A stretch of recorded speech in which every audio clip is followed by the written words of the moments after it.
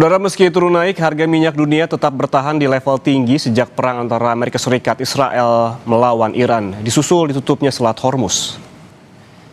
Kita pantau saudara, selama sepekan terakhir harga minyak mentah Brent ini naik dan turun yang diantaranya dipengaruhi oleh tensi geopolitik dan juga statement dari Presiden Amerika Serikat Donald Trump. Pada 18 Maret, harga minyak Brent berada di level 107,38 dolar AS per barel. Hari kemudian naik ke 108,65 dan terus melambung ke harga 112,19 dolar per barel pada 20 Maret 2026. Setelah penutupan perdagangan pekan sebelumnya, harga minyak turun ke level 104,49 dolar per barel dan kembali turun di harga 102,82 dolar Amerika Serikat per barel. Meski demikian, saudara, harga minyak Brent masih berada di angka psikologis di atas 100 dolar Amerika Serikat dan menyebabkan banyak negara terpaksa melakukan strategi penghematan selain stok yang juga kian terbatas. Sementara itu saudara, naik turun harga juga tampak pada harga minyak mentah WTI. Kita lihat bersama saudara. Ya, tampak dari grafik ini pada 18 Maret berada di level 96,32 dolar per barel. Turun tipis sehari kemudian di harga 95,55 dolar. Harga minyak kembali melambung pada 20 Maret ke angka 98,23 dolar Amerika Serikat per barel dan ditutup turun ke level 92,35 pada 24 Maret dan kembali turun di harga 91,30 pada Rabu kemarin. Saudara, seberapa lama WFH akan efektif untuk tekan konsumsi BBM di tengah harga minyak dunia yang masih tinggi akibat perang di Timur Tengah? Dan seberapa besar efektivitasnya jika ini jadi solusi tunggal? Kita tanya Direktur Eksekutif KOR Indonesia, Muhammad Faisal. Mas Faisal, selamat pagi. Mas Faisal, Anda kan sempat bertemu dengan Presiden di kediamannya pada pekan lalu. Yang Anda tangkap soal efisiensi ini arahnya kemana?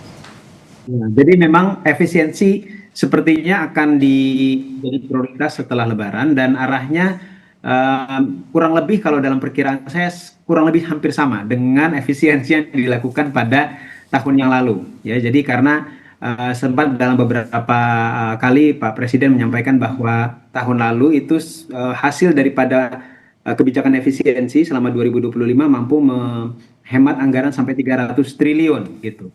Tapi pada saatnya itu juga saya sampaikan bahwa ada konsekuensi kalau efisiensi dilakukan terlalu ketat, maka akan terjadi yang juga sudah terjadi pada tahun 2025 bahwa ada beberapa sektor yang akan mengalami perlambatan bahkan kontraksi ya, karena bukan hanya pos-pos belanja yang semestinya diefisienkan yang terkena, tapi juga ada banyak yang juga inti ya. Jadi merupakan kegiatan-kegiatan yang inti yang berkaitan juga dengan pertumbuhan ekonomi ya dan pergerakan ekonomi. Sehingga kalau itu dilakukan maka akan ada dampaknya juga ke ekonomi kita nanti di tahun ini kalau persis sama. Oke, ketika di sana apakah dibahas spesifik soal solusi-solusinya termasuk soal yang dibahas akhir-akhir ini soal WFH ini, Mas? Ya, kalau WFH mungkin tidak terlalu banyak dibahas, tapi yang jelas memang langkah-langkah efisiensi termasuk efisiensi dalam penggunaan bahan bakar minyak ya dan juga energi itu juga sempat dibahas dan pada saat itu saya juga menyampaikan bahwa untuk kaitannya dengan penghematan APBN, nah ini subsidi energi ini bisa ditekan diantaranya memang dengan semakin membatasi penggunaan BBM bersubsidi ya. Di luar tadi WFH ya tidak dibahas pada saat itu. Menurut saya sih pembatasan BBM bersubsidi yang sudah dimulai sebetulnya sejak 2025 kalau kita ingatkan sekarang tidak semua kendaraan bermotor itu boleh pakai Pertalite dan juga solar ya, yang di bawah 1400 cc untuk yang kalau roda 4 itu bisa, tapi yang di atas itu sudah tidak bisa. Nah ini sebetulnya kalau diperketat lagi untuk sekedar untuk betul-betul menyasar pada kelompok yang rentan ya, jadi yang roda 2, public transportation dan kargo itu yang bisa menggunakan BBM bersubsidi. Di luar itu sebetulnya sudah bisa lebih diperketat lagi supaya lebih tepat sasaran dan lebih menghemat APBN juga. Oke, berarti yang perlu digarisbawahi juga ada pembahasan soal penghematan BBM begitu ya, Mas. Benarkah menurut Anda apabila kita tarik pertanyaan tersebut ataupun pernyataan tersebut, benarkah hemat BBM ini menjadi urgensinya tinggi, padahal Kementerian SDM selalu mengklaim bahwa cadangan RI aman selama 20 hingga 25 hari ke depan? Ya, saya pikir seluruh dunia sekarang concern terhadap masalah cadangan ya, bahan bakar energi termasuk BBM ya dalam kondisi perang seperti sekarang karena ada disrupsi rantai pasok ya. Tapi untuk Indonesia sebetulnya walaupun terlepas memang kita hanya di sekitar 20 harian ya stoknya. Nah, tapi dibandingkan dengan negara-negara tetangga sebetulnya kita agak mendingan kalau karena ketergantungan minyak kita terhadap kawasan Teluk yang melewati Selat Hormuz sebetulnya relatif rendah. Sebagai perbandingan kita itu kurang lebih 20-25% supply dari kawasan Teluk, sementara Malaysia itu hampir 70%, Filipina yang sekarang memberlakukan WFH itu 95% bergantung pada pasokan dari kawasan Teluk. Nah, jadi sebetulnya kita lebih diversified dari sumber atau asal BBM ya, minyak kita juga dari kawasan Afrika kita mengimpor dari sana. Kita tetap perlu mengamankan karena ini kita tidak tahu perang seberapa lama akan berlangsung dan bisa jadi kalau berlangsung lama juga akan mengganggu ketahanan energi kita. Oke, kalau kita tarik lagi konteksnya ke work from home begitu yang akhir-akhir ini dibahas, dalam konteks ini menurut Anda seberapa besar efektivitasnya dalam menghemat BBM? Karena sebelumnya Menteri Keuangan bilang ini akan menghemat subsidi hingga 20% targetnya. Saya pikir ini satu kebijakan yang cukup bagus dan cukup efektif terutama di kota-kota besar seperti Jakarta. Bahkan saya sendiri termasuk adalah pekerja yang melakukan commuting ya atau melaju dalam jarak yang panjang dan rata-rata memang pekerja di Jakarta untuk pergi ke tempat kerja itu jaraknya panjang dan memang banyak memboroskan BBM, apalagi bukan hanya jaraknya tapi juga tingkat kemacetannya ya. Nah, jadi untuk kota-kota besar Jakarta, mungkin juga Surabaya, Bandung, Medan itu akan cukup besar penghematannya. Tapi overall secara keseluruhan sih memang dalam hitung-hitungan saya secara nasional tidak sampai 20%. Ya, saya paling maksimal 10% karena kita tahu kalau secara nasional bukan hanya di perkotaan, di rural area itu sebetulnya WFH tidak terlalu banyak berpengaruh. Di kota-kota sedang dan kecil pun tidak terlalu banyak sebetulnya pengaruh terhadap penghematan BBM-nya. Sebut saja misalnya bahwa ini umumnya hanya berpengaruh kepada pekerja-pekerja yang di sektor formal umumnya ya. Jadi sementara kalau secara nasional orang yang bekerja di sektor formal itu 40%. Nah, dan orang yang bekerja di sektor formal pun tidak semuanya bisa WFH ya. Yang melakukan pelayanan publik, kemudian mungkin pabrik-pabrik ya, sebagian daripada orang yang bekerja berdagang itu tetap harus bekerja bermobilitas ya. Tapi memang orang-orang yang bekerja di kantor, di pemerintahan, juga sebagian di sektor jasa yang bisa hybrid, yang bisa WFH itu memang akan berpengaruh. Jadi tidak semua di sektor formal yang 40% tadi itu terpengaruh oleh WFH, sementara di sektor informal sebagian besar menurut saya memang tidak berpengaruh.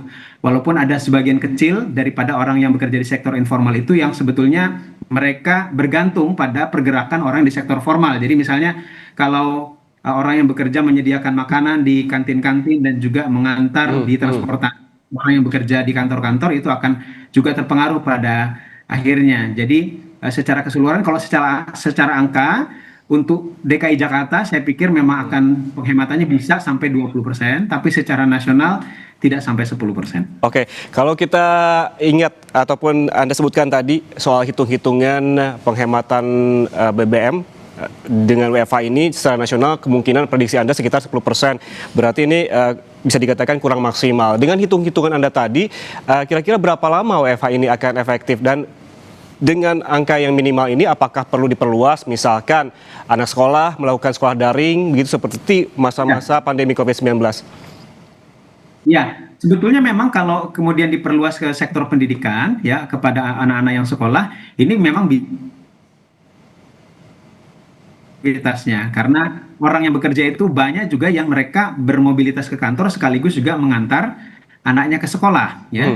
Jadi otomatis kalau dua-duanya dari rumah maka tidak perlu mobilitas, tapi kalau hanya yang bekerja saja, tetap perlu akhirnya mengantar anak juga ya. Nah, tapi walaupun begitu, menurut saya ini tetap memang perlu dikaji lagi karena WFH selain ada manfaatnya terhadap penghematan BBM, kita ingat juga pada masa pandemi bahwa ada dampaknya terhadap juga ekonomi. Saya sampaikan tadi bahwa banyak sektor informal, orang bekerja di sektor informal itu mereka bergantung pada mobilitas orang yang bekerja, yang ke sekolah ya. Nah, sehingga akan ada penurunan permintaan ya, penurunan order ya terhadap usaha mereka. Nah, ini yang makanya perlu dikaji juga ya, bagaimana dampaknya baik secara penghematan BBM maupun terhadap ekonomi. Oke, berarti ada dampak terhadap sektor-sektor lain seperti transportasi begitulah. Misal terhadap sektor manufaktur begitu Mas, yang tidak mungkin bekerja di rumah. Apakah memang ini perlu juga dikaji kembali terhadap sektor manufaktur? Ya, saya pikir kalau untuk manufaktur pabrik-pabrik yang dia memang produktivitasnya itu harus ke pabrik dan harian perhitungannya mungkin kemungkinannya kecil untuk bisa diberlakukan WFH. Mungkin ada sejumlah kecil yang bekerja di manufaktur yang bisa, tapi mostly menurut saya tidak, apalagi untuk manufaktur yang besar ya, jadi industri besar maksud saya.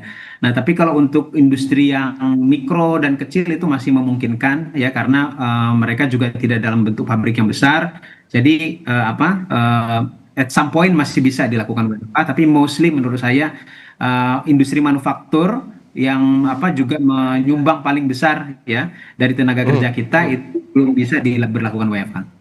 Oke, kalau melihat tadi runtutan penjelasan dari Mas Faisal, ini menurut Anda apakah cukup hanya dengan WFH terkait dengan efisiensi kenaikan BBM ini? Apa risikonya jika ini jadi solusi tunggal? Ya, jadi saya percaya bahwa kita perlu tidak hanya satu lagi, tapi bauran lagi untuk bisa menghemat BBM. Karena khawatir kalau hanya bertumpu pada WFH saja, kita tahu ada side effect-nya terhadap ekonomi. Jadi khawatirnya terlalu dibatasi, nanti ada dampak buruknya bagi ekonomi. Tapi kita perlu ada kombinasi kebijakan. Ya, jadi WFH di satu sisi, tapi di sisi yang lain misalnya ada pembatasan penggunaan BBM bersubsidi tadi ya, kalau kaitannya juga dengan penghematan APBN ya, termasuk juga yang bersubsidi ya. Lalu yang lain tentu saja mempercepat transisi ini yang lebih jangka menengah ya menurut saya, mempercepat transisi energi dari bahan bakar fosil ya ke non fosil, sebagaimana yang sudah dimulai oleh pemerintah sebetulnya program biodiesel yang sebetulnya sudah ada target ya, di sebelum perang ini pemerintah kan menargetkan pada bulan April akan menyetop impor solar karena ada peningkatan bauran biodiesel ya dalam bahan bakar solar itu. Nah, ini salah satu langkah yang bagus dan perlu dipercepat ya, dengan adanya perang ini semestinya semakin mempercepat transisi semestinya. Oke, mempercepat transisi namun memang masih butuh waktu, dan kalau kita lihat juga ada di layar begitu terkait dengan harga minyak dunia yang masih tinggi Mas Faisal, di atas $100 per barel. Prediksi dari KOR ini akan membuat beban anggaran subsidi BBM membengkak seberapa besar? Nah, kemarin sudah saya sampaikan juga ke Pak Presiden di Hambalang bahwa kalau kita berada pada posisi ICP harga minyak dunia itu di atas $80 per barel saja rata-rata ya, tidak sampai 100 ya. Ini kan hitungannya memang rata-rata dalam 1 tahun ya. Jadi kalau di atas $80 per barel dengan nilai tukar rupiah di kisaran 17.000 per US dollar, nah ini sudah memang akan membengkakkan subsidi energi di atas 100 triliun. Itu tambahannya saja ya. Jadi kalau sekarang misalnya subsidinya 223 triliun ditambah 100 triliun jadi 300 lebih subsidi energinya, maka defisit kita akan menembus 3% terhadap PDB. Nah, yang itu artinya kan menembus batas psikologis yang semestinya juga harus dihindari. Oleh karena itu di sisi yang lain saya juga mengapresiasi Pak Presiden ketika memutuskan untuk tidak akan menembus 3% defisit APBN-nya terhadap PDB. Oke, sebelumnya yang saya tangkap juga dari KOR ini sebelumnya bilang bahwa penambahan pasokan BBM harus dilakukan secara hati-hati. Apa yang perlu diwaspadai soal kehati-hatian ini? Apakah termasuk gap harga pasar dengan harga jual? Ya, termasuk itu sebetulnya karena kita tahu bahwa Bahkan selama ini pun sebelum perang kita masih ada masalah dalam hal distribusi BBM. Walaupun ini kan sebetulnya sudah dikontrol ya, dimanage secara tunggal oleh Pertamina, tapi banyak daerah-daerah yang terpencil itu masih membeli BBM, terutama yang tidak ada outlet pom bensin ya. Mhm, Ini mhm. jauh di atas daripada harga yang ditetapkan oleh Pertamina. Nah, jadi masalah harga terutama pada daerah-daerah yang dan ironisnya juga bahkan bukan hanya di daerah-daerah yang tidak menghasilkan minyak ya, tapi daerah-daerah di Kalimantan yang merupakan penghasil minyak pun ada antrian-antrian untuk konsumsi BBM itu Pertalite bahkan Pertamax juga begitu. Nah, jadi masalah distribusi daripada BBM itu juga menjadi krusial secara harga dan juga secara kuantitas ini, Mas. Mhm, mhm. Selain dari WFH begitu yang dijelaskan oleh pemerintah termasuk oleh Presiden, apa rekomendasi dari KOR agar pemerintah bisa menghemat begitu, berefisiensi selain yang telah dijelaskan tadi, termasuk ini yang bisa dilakukan oleh pemerintah terhadap masyarakatnya secara sektorial begitu? Ya, jadi kalau saya memang perlu ada bauran yang saya usulkan bauran kebijakan. Kalau yang penghematan BBM-nya sendiri tadi yang saya sampaikan selain WFH ada pembatasan BBM penggunaan BBM bersubsidi yang lebih ketat lagi, lalu transisi energi dipercepat ya yang Mhm, dari mhm. fosil. Tapi kalau berbicara penghematan secara keseluruhan APBN, saya usulkan juga selain efisiensi, ini juga jangan tunggal efisiensi seperti yang dilakukan pada 2025, karena Mhm, akan ada dampaknya nanti terhadap ekonomi kita. Makanya perlu dipertimbangkan opsi juga realokasi dan refocusing anggaran mhm, mhm. dari pos-pos yang sekarang tidak terlalu urgent atau kurang urgensinya ke yang lebih urgent yang tanggap darurat. Jadi harus membuka opsi pos-pos termasuk program prioritas pemerintah kalau memang bisa lebih diefisienkan sebetulnya bisa di refocusing untuk bisa mengisi kekurangan pada subsidi energi gitu. Oke, berarti ada beberapa hal yang bisa direkomendasikan kepada pemerintah karena memang ini bisa jadi bukan hanya jangka pendek, ada juga jangka panjang karena hingga saat ini perang juga masih terus berlangsung. Tadi beberapa rekomendasi termasuk realokasi dan refocusing anggaran, ada juga mempercepat transisi energi ke non fosil begitu. Terima kasih Muhammad Faisal, Direktur Eksekutif KOR atas waktunya bersama kami di Kompas Bisnis. Sehat selalu, Mas. Terima kasih.